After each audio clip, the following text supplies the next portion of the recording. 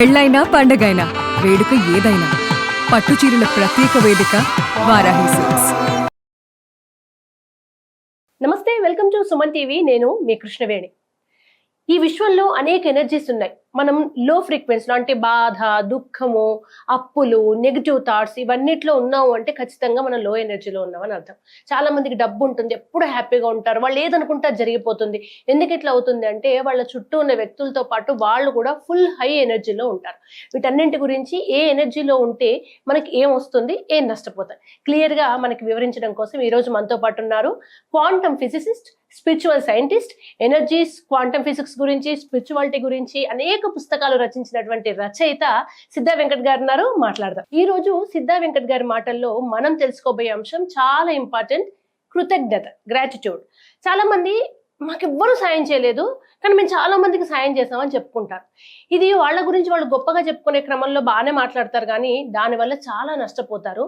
ఎలా నష్టపోతారు, ఏం జరుగుతుంది అనే అంశం వెంకట్ గారి మాటల్లో విన్నాం. నమస్కారం వెంకట్ గారు. నమస్తే సార్, నేను చాలా మందిని చూస్తుంటా. ఈ ప్రపంచం అందరి మీద ఆధారపడే మనం బతుకుతాం కానీ మాకు అసలు ఎవ్వరు చిన్నప్పటి నుంచి ఏ హెల్ప్ చేయలేదు, మాకు మేమే చేసాం కానీ మేము వాళ్ళకి చేసాం, వీళ్ళకి చేసాం, అందరికి మేమే చేసామని చెప్తున్న వాళ్ళని ఇంతమందిని చూస్తున్నా.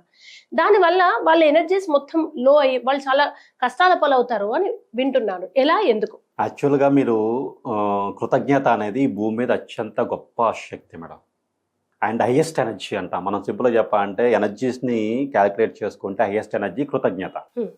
సో కృతజ్ఞత అనేది ఎవరికి వస్తుంది అంటే ఇప్పుడు ఫర్ ఎగ్జాంపుల్ మీరు నాకు సాయం చేశారు.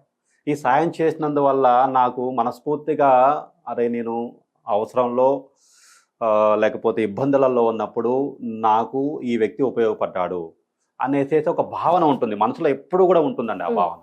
అయితే ఈ వ్యక్తులు దాన్ని గుర్తుపెట్టుకోరు. ఒకటి. రెండోది ఏమిటంటే ఇక్కడికి ఒక స్థాయికి వెళ్ళిన తర్వాత నేను ఎవరి సహాయంతో రాలేదు అనే గర్వం తలకెక్కుతుంది. ఇది నెగిటివ్ ఫోర్స్ అంట.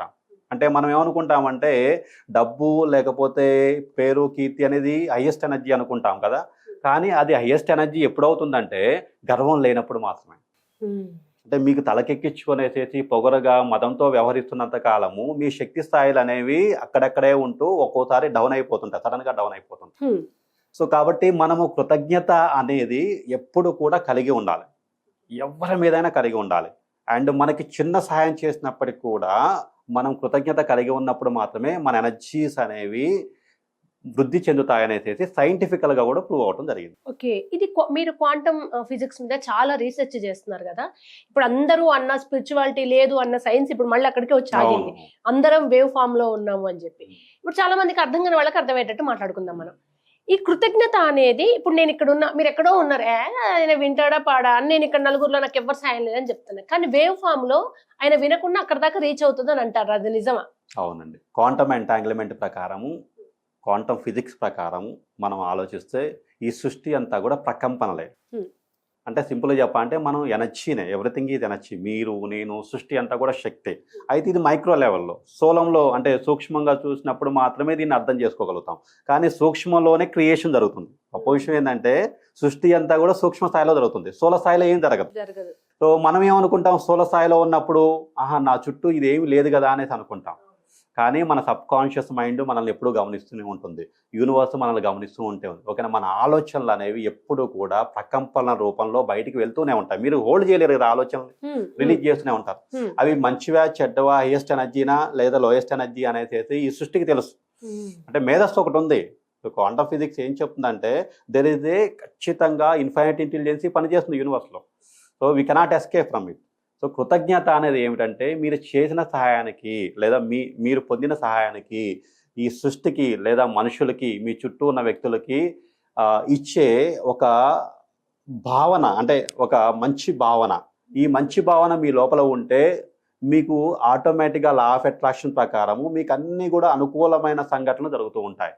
సో మీరు అహంతోటి అంతా నేనే చేశాను, అంతా నా ద్వారానే జరిగింది అనే తరంగంలోనే అదే ప్రకంపనలన్నీ కూడా నెగిటివ్గా మారేసేసి మీ జీవితంలోకి నెగిటివ్ సంఘటనల్ని, నెగిటివ్ పీపుల్ని అట్రాక్ట్ చేసేసి మిమ్మల్ని ఏదో ఒక విధంగా డౌన్ ఫాల్ చేసే ప్రమాదం ఉందండి. ఓకే, అంటే ఇప్పుడు ఎలా అండి యూనివర్స్ ఎట్లా వర్క్ చేస్తే, ఇప్పుడు నేను థ్యాంక్స్ చెప్పిన నేను చాలా మంది దగ్గర విన్నాను, ఇది నిజం అబద్ధం చెప్పండి. థ్యాంక్స్ మనం ఎప్పుడైతే చెప్తుంటామో థ్యాంక్స్ చెప్పే సిచ్యువేషన్స్ మళ్ళీ మళ్ళీ ఇస్తుంది నేచర్ అని అంటారు. అంటే ఇప్పుడు నాకు ఇన్ని డబ్బులు వచ్చాయి థ్యాంక్స్ అని చెప్పా, మళ్ళీ నాకు ఏదో వస్తుంది మళ్ళీ, అంటే రిపీట్ గా అదే సిచ్యువేషన్ ని కలిగి అంత మనకు హ్యాపీ అయ్యేలా చేస్తుంది అంటారు. నిజమా? అవునండి.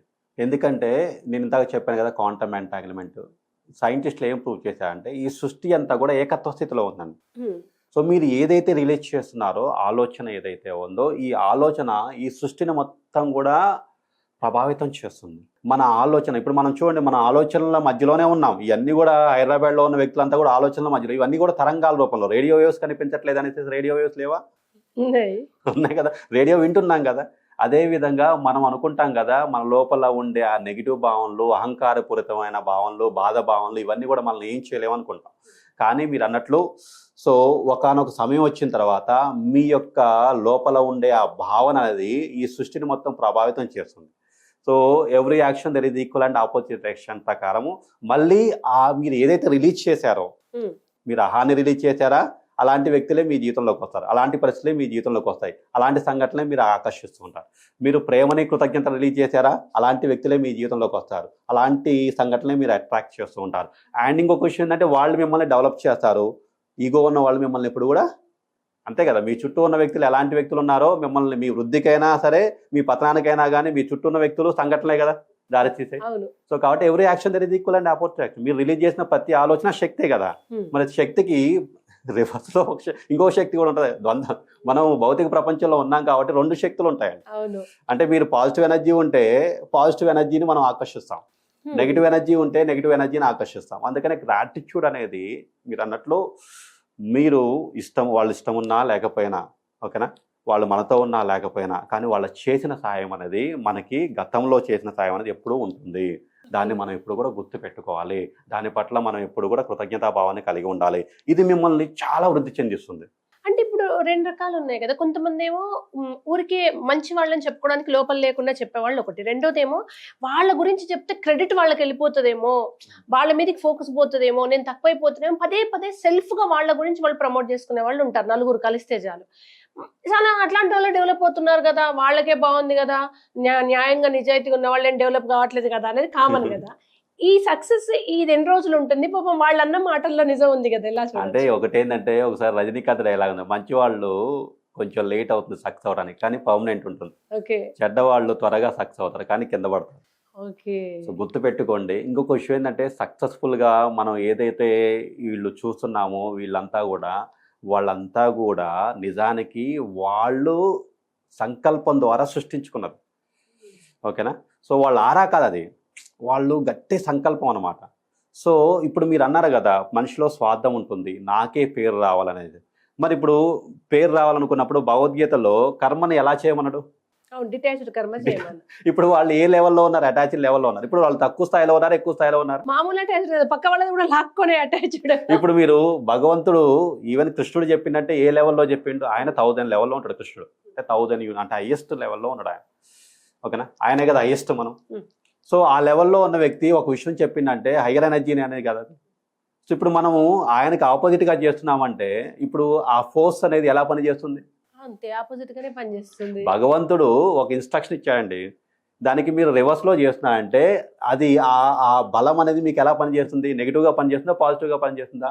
ఖచ్చితంగా నెగిటివ్గా పనిచేస్తుంది. సో ఈ మాత్రం కామన్ సెన్స్ లేకుండా మనం, మీరు అన్నారు కదా, మీరు ఇప్పుడు నేనేమన్నా అంటే ఎందుకు మరి అంటారంటే అది కొన్నాళ్ల పాటు ఉంటుంది, తర్వాత వాళ్ళని పతనానికి దారి తీసేలా చేస్తుంది. సో అది ఇంకొక విషయం ఏంటంటే, మనం వాటి గురించి కూడా ఆలోచించకూడదు. మన పనులు, మన కర్తవ్యాన్ని, మన డ్యూటీని, మన ధర్మాన్ని నిర్వర్తించుకుంటే వెళ్తే సరిపోదు. సో కాబట్టి మనం ఆలోచించాల్సింది ఏంటంటే, యూనివర్స్ అనేది ఎప్పుడు కాచుకొని ఉంటుంది. వాళ్ళు గమనించినా గమనించకపోయినా అహం ఉన్నప్పుడు మాత్రమే నన్ను ఎవరూ కూడా గమనించట్లేదు, ఓకేనా. అందుకని అహం ఉన్న వాళ్ళు గుడ్డివాళ్ళు, కళ్ళు లేని వాళ్ళు గుడ్డివాళ్ళు కాదండి, అహం తలకెక్కిన వాళ్ళు గుడ్డివాళ్ళు. సో నా అంతట వాడు లేడు, నా అంత గొప్పవాడు లేడు అనేసి ఎవరైతే భావన చేస్తున్నారో వాళ్ళంతా కూడా గుడ్డివాళ్లే. అయితే విషయం ఏంటంటే మనం ఏదో అంటా తాటిని తన్నేవాడు. అంటాడు అవును తలందన్నే సో నేను ఎప్పుడు కూడా చెప్తాను, నీకే ఇంత మేధస్సు ఉంటే విశ్వానికి ఎంత మేధస్సు ఉంటుంది, నీకే ఇంత శక్తి ఉంటే నీకే ఎన్ని తెలివితేటలు ఉంటాయి, యూనివర్స్కి ఎన్ని తెలివితేటలు ఉంటాయి. సో ఈ లెవెల్లో మనం అర్థం చేసుకుంటే, మన కామన్ సెన్స్ బేసిక్ యూజ్ చేస్తే, మీరు అన్నట్లు ఎవరు కూడా భగవంతుడు కృష్ణుడు చెప్పిన దానికి రివర్స్ చేయరండి అండ్ కిందకి వెళ్ళాలని అనుకోరు ఖచ్చితంగా. Okay thank you so much Venkat గారు. Thank you madam.